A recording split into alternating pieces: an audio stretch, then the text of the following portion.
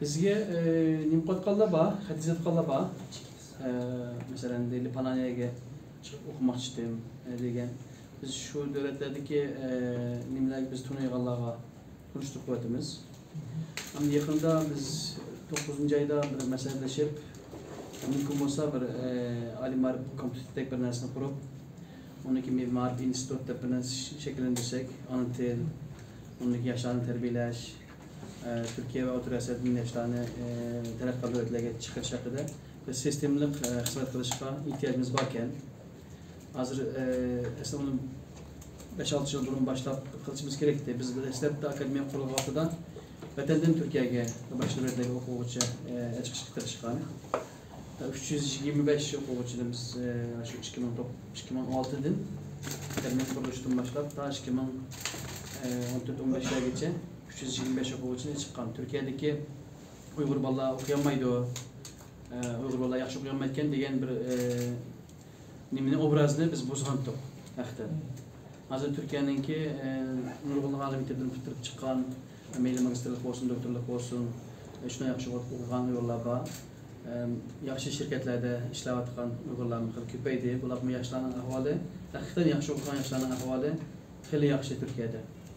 Amdaki maksat şu Türkiye'de derhal nayt yaxşı bir çıkış yolu tapamagan qırnaşlarını biz qo'lini yüklep tutup eğer til öğrenişe ihtiyaç olsa til öğretip ondan keyin qaysi kasbda qaysi sohada qiziqishi bo'lsa shu sohadagi odamlarni biz aloqalashib tepib bosh yoshlarımizga tanishtirib qo'ymoqchi. Shu orqali onunki boshqa qiyinchiliklarini shu orqali hal qilmoqchi bo'lamiz. Balkim endi bu o'qishga nimqanda nayta yaxshi bir tayyorlik qilsak, haqsiz va o'qish imkoniyatidan o'qishga erishishimiz bo'ladi. Hozir mesela Portugal o'qigan yerlar bek ko'p. Bütün tayyorlikni masalanda inglizcha o'rganishni yo hamma tayyorlikni ashaddiy o'rgatib qilsak bo'ladi agar qilsa yer bersa.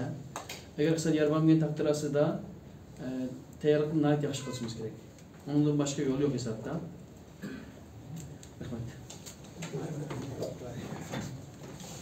Sualınızı rahmet. Ben de Uygur Akademi Amerika tarmağıda şu o'quvchilar Amerikada o'qish iltimos qilgan o'quvchilarga yordam qilib, masalan, yaqinda Bostonda Türkiye'den şeyde sarkılamalı terbiyelenken bir kişi o'quvchi qo'bollarında ham ularga maktablardan iqtisodiy yordam qilishni hal qilib, bundan boshqa bizning Yevropa Uygur Akademiyning shu chet elda o'qiydigan o'quvchilarga iqtisod masalan shu maktab turmush yordam puli o'qish yordamiga ozroq bir narsani hal qildi. Masalan o'qiydiganlar, qiziqadiganlar bo'lsa bizning Uygur Akademiya bilan aloqalashsalar, Yevropa Uygur Akademiya, Amerika Uygur Akademiya biz bilan qanday bo'lsa bundan kasb o'qimoqchi edim, bundan iltimos qilmoqchi edim desanlar, onlarga yordam qilamiz. Har xil sharoitlarni tayyorlab berishga tirishamiz.